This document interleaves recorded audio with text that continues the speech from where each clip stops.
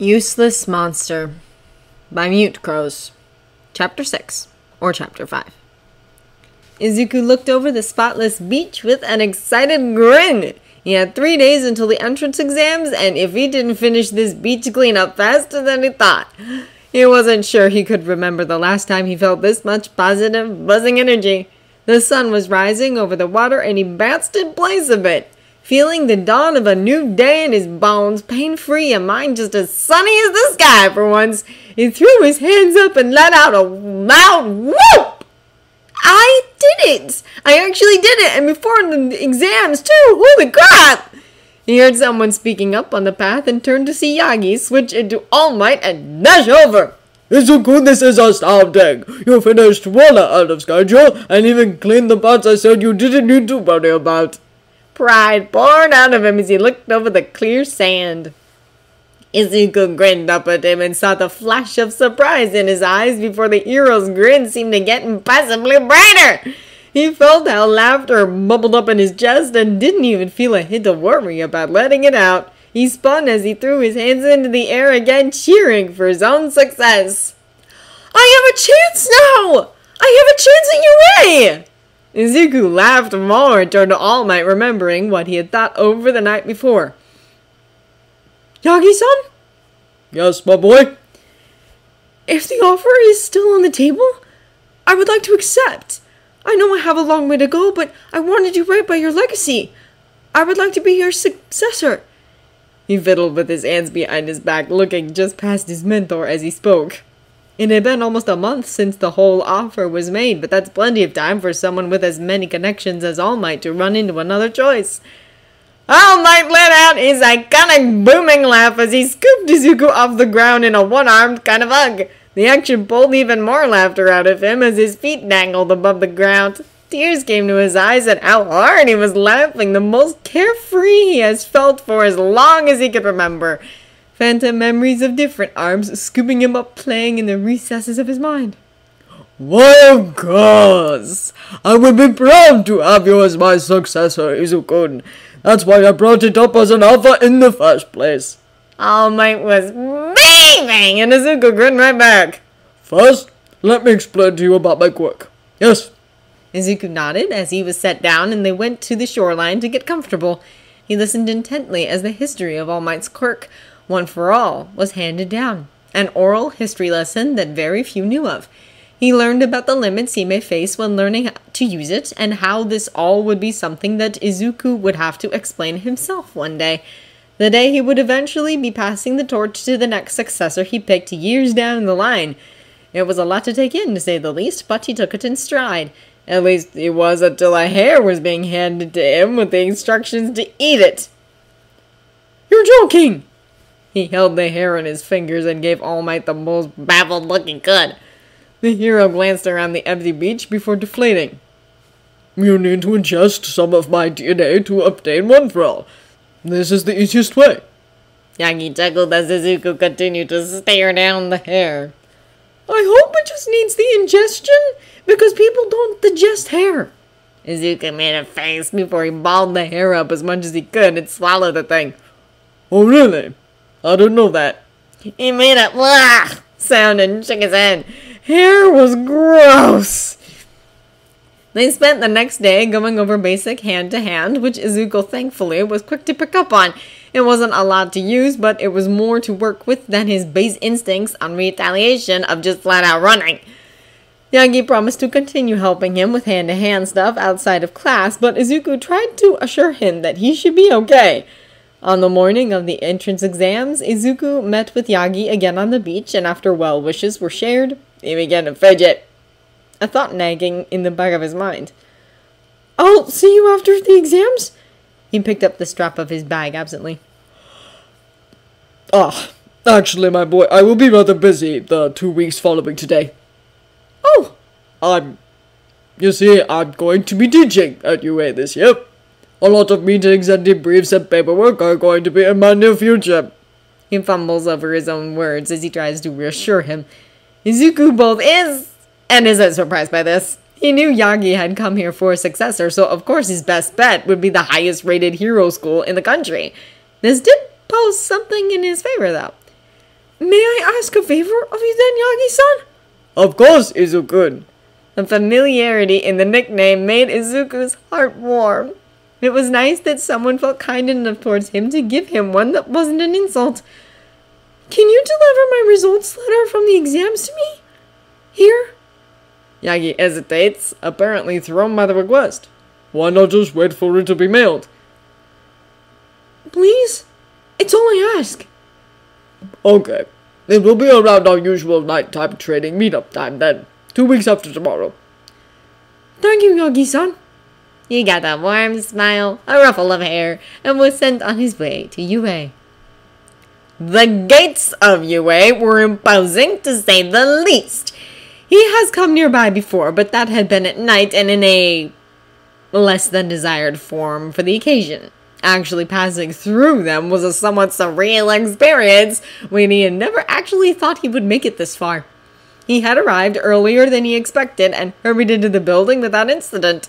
A few hero staff wandered by as they carried forms and folders around for last-minute adjustments to the day, it seemed. A few already had budding headaches, and he just allowed the pain to seep into his being. The teachers didn't react, much at least, and he felt they deserved to go into the exams and grading with as minimal stressors as possible. It was all he could really do in passing. The auditorium he was pointed to was only half full at the moment, and he did his best to keep his head low as he searched for his seat. His bag sat tucked under his feet as he glanced around. Izuku had to make a pointed effort to not pull at every ache and pain that came into the room so that he wouldn't be weighing himself down too much before the exams even started. The seat next to him remained open in a strangely unsettling way. A feeling that got validated when a familiar scoff came from that side of the row. "You gotta be kidding me!" He looked over and did his best to hide his wince at the scalding glare Bakugo was leveling him. Hey, Kachan! The seat next to him was dragged out and Bakugo sat heavily into it, scorn rolling off him in waves strong enough to pull Izuku down. A few kids glanced their direction, but the general chatter of the room kept most distracted. "Don't play at that buddy-buddy nickname with me, Deku! I told you not to come here! I don't know what the heck you're hoping for, but you literally aren't even worth the light that hits you!" Izuku was going to try and defend himself, but the lights in the auditorium dimmed and the stage lit up to show none other than present Mike, front and center. "Hey! Hey, everybody! Welcome to my live stage performance!" Present Mike threw his arms wide as his voice filled the room through the aid of his quirk alone. The silence, otherwise, thicker than the Earth's crust, it seemed. Even with continued active and encouraging attempts to try and get some kind of energy out of the room, Mike never got the response he was apparently looking for from the examinees. Izuku listened carefully as he read the paper that was being explained in detail, looking up when another possible student stood and questioned Mike about a bot that was yet to be covered. As Mike was covering the zero-pointer bot, he felt a harsh glare pointed just past him. He turned slightly to find Bakugo reading his card on the desk before scowling. "Guess they separated classmates." Izuku looked down to see that his physical area was indeed different from Bakugo's. I guess so." "Shame I won't get to put you in your place. Maybe you'd finally learn for once, Deku." He sank into his seat. Simon pointedly tried to zone Bakugo out of his peripheral, even as the boy gave him a smug sneer. The assembly was closed, with Mike wishing them all luck, before they were sent out to the rooms for written exam administration. A test that Izuku felt like he thankfully breezed through, years of being strict on himself about his education, finally feeling like it was amounting to something. When the rooms all finished with their testing, they were guided to locker rooms and told to get ready and head straight to their physical exam districts.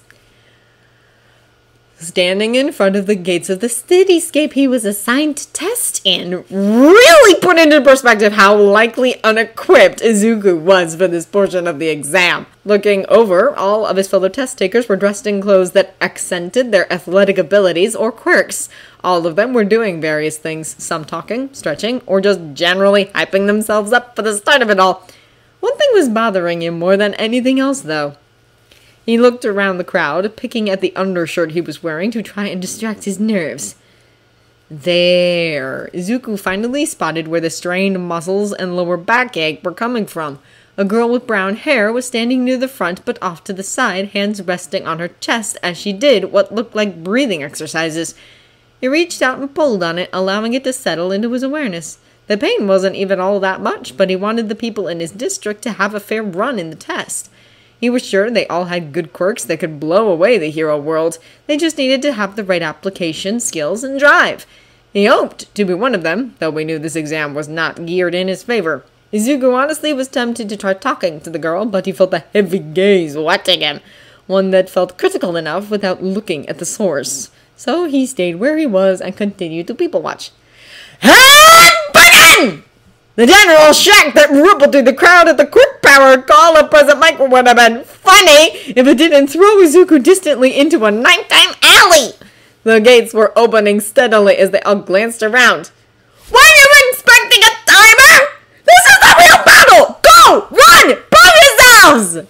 A slight laugh started to bubble into the end of his words, as if he expected this kind of reaction and was thrilled by it in a way. It was a burst of movement in response, the mass of students all wanting to stake their claim in the races for a spot in the halls of UA. Izuku stumbled slightly as he tried to avoid some of the dust that got kicked up by the herd. He let himself fall back a little to see how the group spread before turning down a side alley. The town section felt vaguely familiar. If they had truly set it up to replicate the denser parts of different cities, then this was one from nearby. He listened to the distant explosions and sounds of general destruction echoing off the buildings as he exited the alley into a road with mock shops set along the street. Rumbling and crashing next to him was the only hint he got to leap backwards to dodge the robot that burst through the storefront next to him. The metal casing creaked under the strain of crashing through concrete, a tell of just how brittle the one-pointer actually was to counter its high speed. Target found. Neutralize. Its voice was tinny and made Izuku's already pounding heart seize in unexpected fear. He wasn't expecting to be actually hunted even here. The robot lifted its arm and Izuku finally got his body to respond, only for it to be cleaved in half by a laser that came from the side. He turned to look and saw a blond boy gesture in greeting as he ran by. Merci, but alas, we will not be seeing each other again. Izuku was stunned by the theatrics that practically dripped from the steadily leaving boy. He really didn't even have a response for it, even if he had the time to say anything before he was gone. He shook his head and started off towards the center of the mock city. A flash of pain in the distance made him jump slightly. He looked in its direction and pulled it without thinking. A tear in the muscles of his arm shocked him somewhat. A bit of blood trickled, but it wasn't anything to even blink at for him. Someone must have gotten caught by shrapnel or something. Moments later, there was the tingling pain of a sprain that he grabbed as well. He turned into the clearing that was clearly supposed to play the role of some kind of park or vending area to find it full of kids and machines going head to head. He leapt out of the way as a three-pointer got launched in his direction. These kids are having absolutely no consideration for the collateral or possible surrounding people in their fights. The realization made him even more anxious. Obviously, this is something that could be taught, but if instinct doesn't already caution against such habits, then these heroes-to-be had a ways to go. If they were being careless just because the circumstance is a test scenario, that's just lack of precedence. 6 minutes remaining!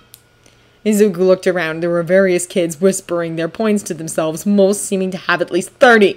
He felt a thrill of rippling strain over the group around him and their scrapes. Strain and injuries he took in a sweeping tug, like pulling a blanket off a bed.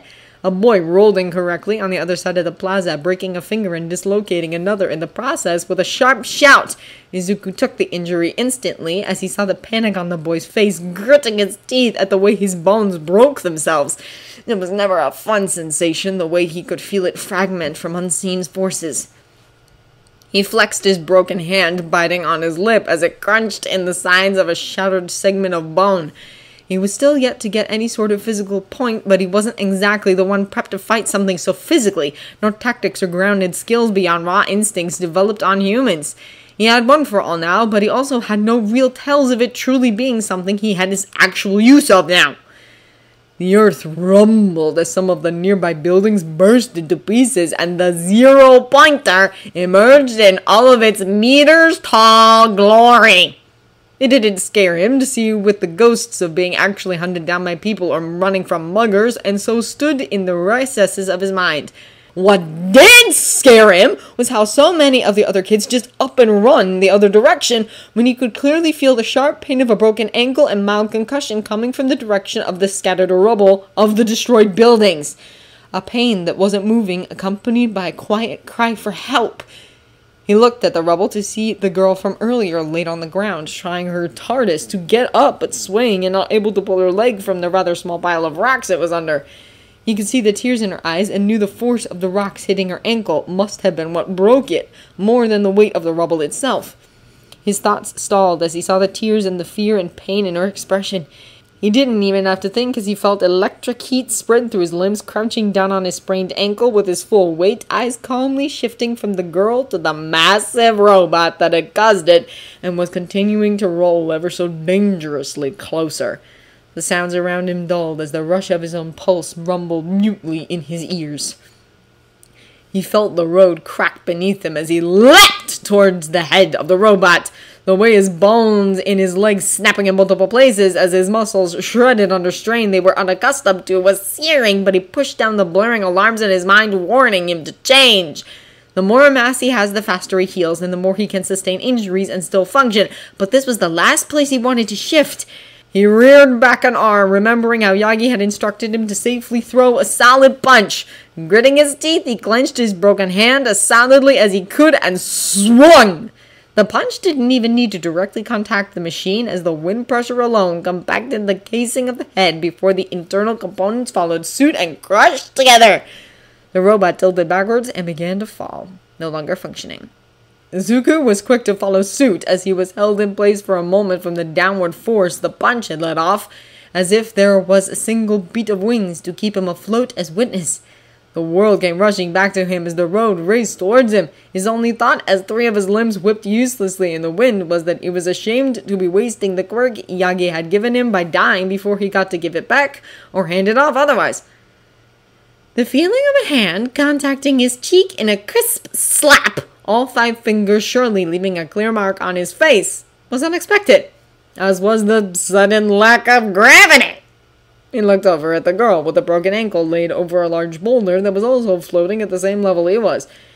She went to put her fingertips together, missing twice before she slowly brought them together with a determined look. Release! They both dropped to the ground as Izuku hissed at the impact. He heard her start to heave like she was going to vomit, and worry roared to life in his core once again. He quickly gripped on the feeling of nausea and pulled it to himself, just barely biting down the vomit. He spit out a mouthful of bile and gasped for breath as the pain he brought to his own body started to settle into his awareness. Even still, he could feel the broken ankle and concussion the girl had. "Let me help." She gave him an incredulous look, obviously not sure how to take the statement from a boy who was laying shattered and bleeding through multiple gashes from his skin shredding with the use of One for All. "I don't think—" "Please, I may have not succeeded in anything worth grading in this exam, but I can heal you just fine." Izuku interrupted her and pulled at her concussion first, testing his limits with how much more he can take before he shifts involuntarily. She gasped softly at the loss of her concussion, and Izuku felt the way that his vision swayed with the concussion settling in. He grasped at her broken ankle and pulled it to himself as well after waiting a moment for his grip to readjust and tighten. "You... why? The dust! It's over!" Mike's voice railed straight through Izuku's skull, and he sucked in a gasp through his teeth as his head pulsed angrily at the assault of noise. His grip fumbled and he felt the push of the change surfacing. He panicked and pressed his good hand against the ground as firmly as he could and closed his eyes as tightly as he could, trying to reel in the change and get a better grip on his form at the same time. "Hey, are you okay? You shouldn't go to sleep, dude." Some male voice spoke up as it approached. "Does anyone know where a staff member is?" The girl was crouched next to him now from the sound of it. More people sounded like they were wandering over, all wanting to see the state of the kid who took out such a massive machine in one punch. Worried and shocked whispers were exchanged throughout the growing crowd. all of them unaware of the fact that a monster was struggling to stay human in their midst. He could feel the lighter bruising on his skin fading already, an apparent influence of one for all, one to think about more later. The chatter got more noisy as kids debated what to do. They all hushed at an older but much more confident-sounding voice from the back of the crowd. Go home, kiddies. I will take care of this. Izuku opened an eye as the crowd parted to reveal an older lady walking forward with a cane in her hand. Anyone else hurt or feeling particularly tired? She looked around and took in all the shaking heads and seemed pleased. Good. Go home, then. The exam is over, and you need to gather your things from the locker rooms. I don't want anyone getting home later than they need to. Merci, Mademoiselle Recovery Girl, that familiar accented voice said through the hush that had fallen in the presence of the heroine. Izuku didn't know how to process the relief that flooded his system preemptively at the idea of his healing being accelerated even more. It just meant he could get his grip on his form back to normal just that much faster. Footsteps hurried away, and even the girl who saved him left after a moment of hesitation. Recovery Girl walked forward as the crowd dispersed and stood near Izuku's head. All of this is because of your quirk. A t sound fell gently from her mouth, and Izuku saw the confusion on her face. It's almost like your body doesn't know your quirk anymore. I read your application file. I don't know how your healing quirk got you this strength, but it clearly isn't working well for you, sonny boy. Izuku closed his eye in shame at the slightly disappointed tone. A kiss was pressed against his head, and he felt the way his body patched itself together with the assistance of the glow given by her quirk. He sighed in relief as the urge to shift disappeared with the pain and sat up groggily. You will have to work on that, kiddo, especially if you are planning on keeping a place here at UA. I know. Thank you, Recovery Girl. He rolled over onto his back and looked up at her as he tried to wave off some of the grogginess. Here, to recover your stamina. She held out a hand, and Izuku opened one of his own in a little cup under it. The feeling of gummies hitting his palm was unexpected, but he guessed it was just to get the pickier students to eat them as well. Thank you. He sat up and closed his hand around the gummies. Another sigh, Izuku stood and took catalog of his ruined shirt with a dejected look. Recovery Girl stood patiently to the side as he did so and walked with him out of the mock city, Mike off to the side of the gate and grinning at the sight of the two.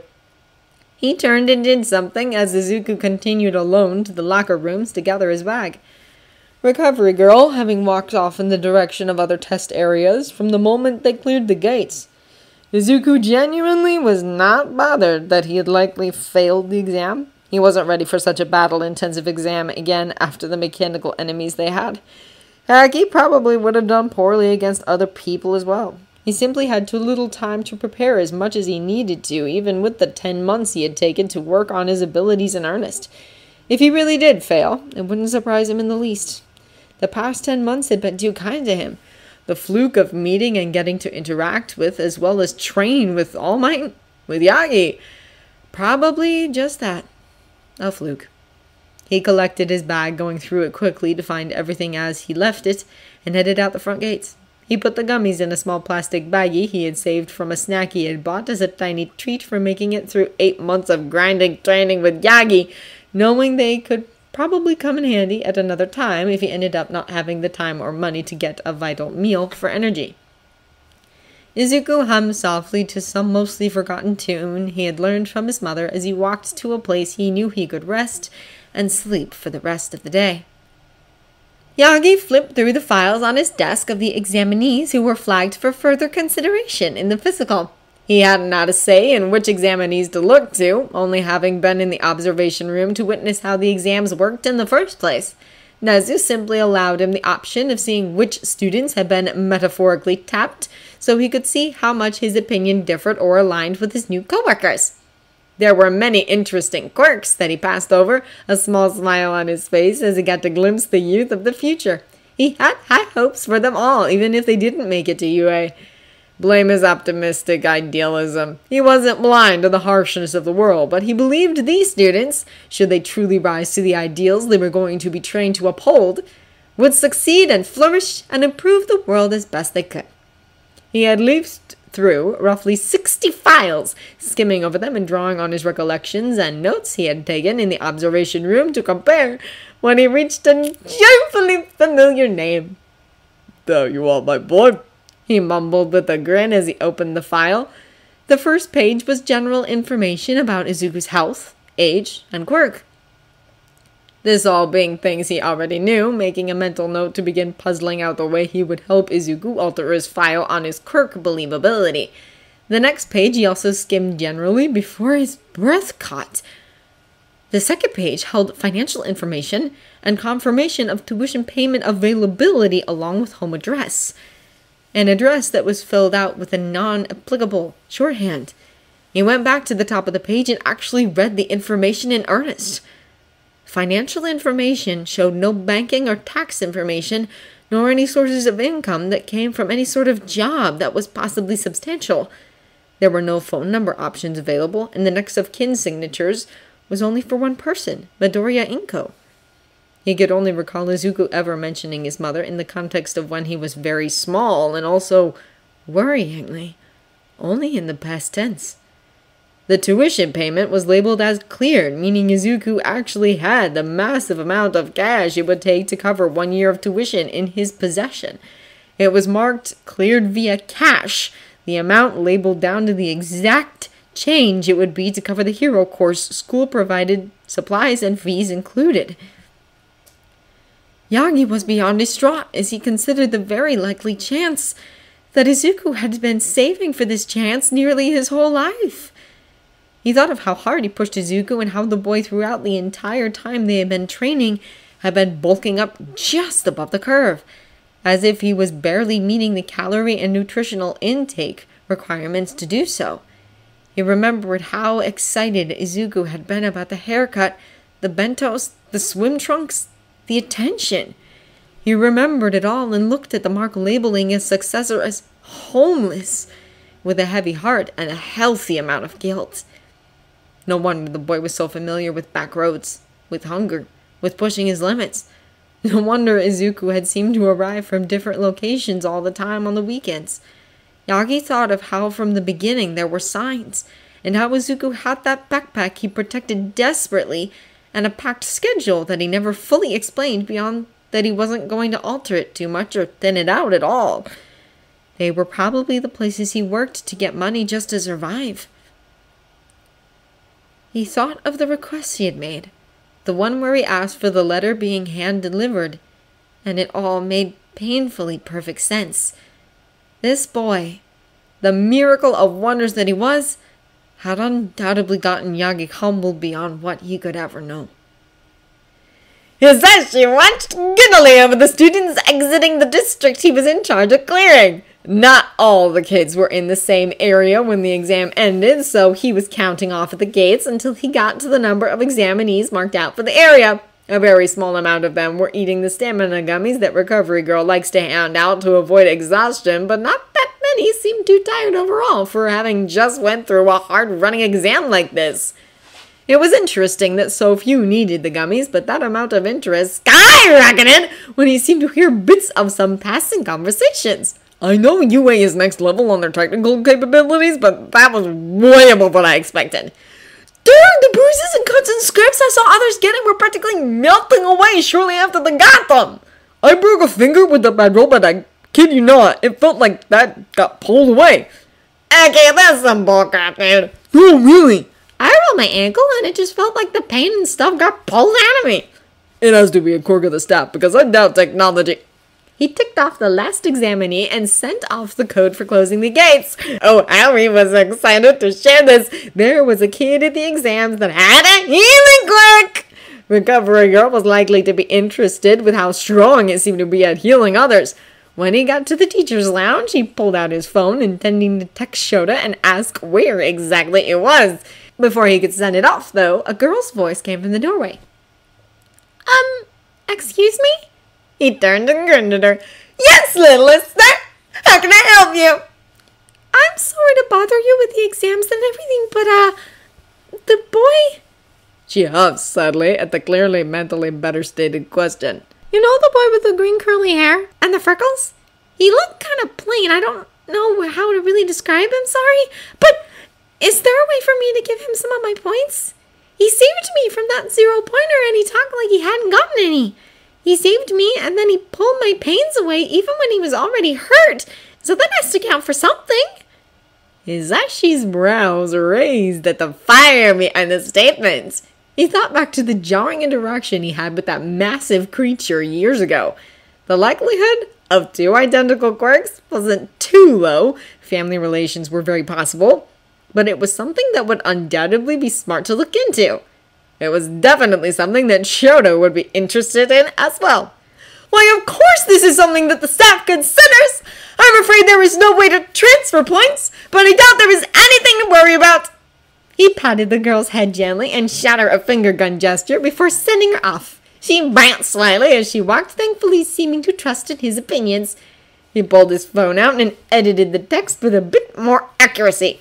This could be serious if the creature managed to get a mole into the school system, especially since they don't exactly have a solid picture of where it stands in the first place.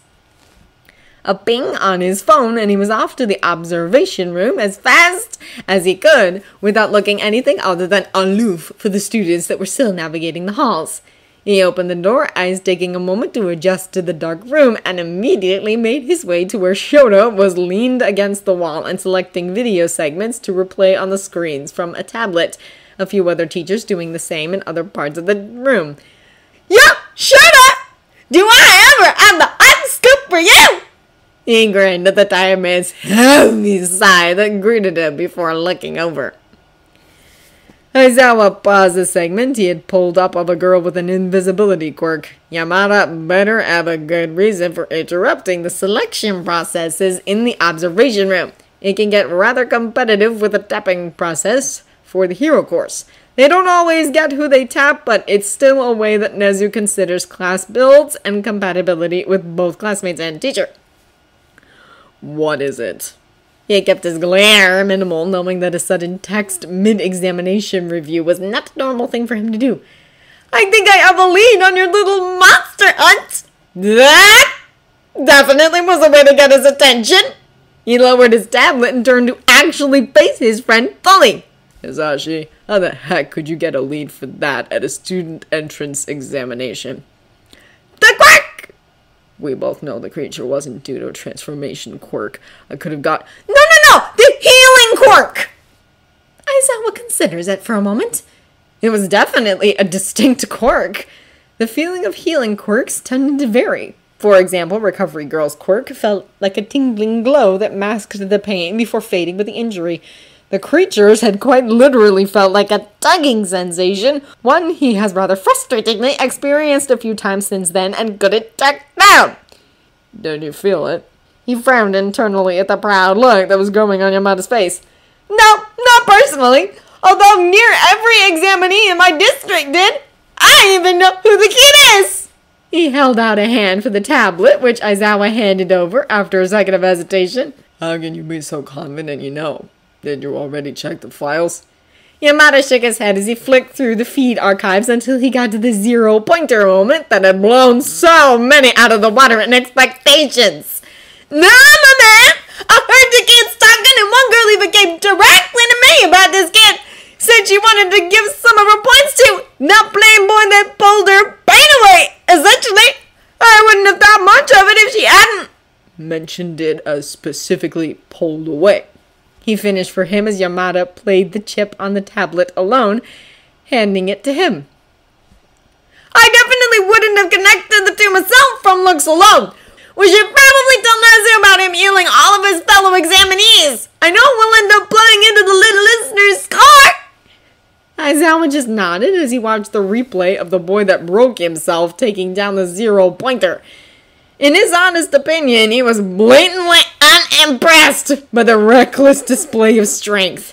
It was something that would make the boy a liability in the field, especially if left unchecked. He watched as the girl saved him from a fall that very well could have killed him. Eyes narrowing at the way that the girl seemed to start to heave, only for the boy to vomit slightly instead, the girl looking at him in shock. He hadn't paid attention to that small detail much more than thinking the girl kept it together and the boy didn't. It's not unheard of for people to vomit as a response to intense pain. Rewinding it to right when the boy had initially crouched to leap at the 0-pointer, he paused and zoomed in. His clothes seemed rather unsuited for an exam geared at athletic abilities as well as quirk use, looking like he just had the underclothes of a school uniform on. He also had a range of strange offset injuries that he wouldn't have gotten with the way he had been running around the edges of the fights in the exam. The boy had honestly not done much at all to stand out until the 0-pointer, yet he had what looked like 2 broken fingers, a crooked stance as if he had messed up a leg somewhere along the way, and was covered in faint bruises, scrapes, and small cuts. He left the video paused and had the tablet run a quick scan to pick out which file this kid was attached to. The digital copy of the record for one Midoriya Izuku tabbed open on the tablet, overlaying most of the video player. The last thing felt vaguely familiar, but he pushed it aside as he flicked the file open to read about his quirk. Baton Pass. User can take on the physical pains and injuries of others by pulling it to themselves, to essentially experience the healing process in their place by mirroring the injury in the user's person. Healing cannot work on old injuries or incorrectly healed ones, and can only temporarily fix chronic pains. The user experiences expedited healing as well as a way to counter the drawbacks of quirk use. The terms of quirk exhaustion are unknown, but likely would lead to incapacitation or possible death. It definitely seemed to align with what he had been able to glean from the sparse experience he had with the creature's quirk. He was definitely planning on letting Midoriya fall into whatever place he may, from lack of confidence in his potential as a longer-lasting hero, but this definitely had drawn his attention. He continued to read the file as he debated his options here. They weren't very many, but he was used to figuring out how to work with minimal options from his years of experience in the underground. A gruff sigh escaped him as he tapped the file for his class in the hero course. He could pull up waivers for any fees the boy couldn't afford. A homeless status meant nothing to Aizawa. He knows many are just victims of circumstance. Yamada cheered quietly before wishing him luck and leaving the observation room to apparently inform Nezu of this unexpected twist of events. Midoriya Izuku, a prospective student that had undoubtedly caught Aizawa's attention in a way many try to avoid. Aizawa went back to his previous consideration and settled into his scarf some. He felt a small prickle of curiosity in the back of his mind. He wanted to pick apart the mystery this boy posed, and he had a feeling it would solve the hunt he had been conducting for nearly 3 years now.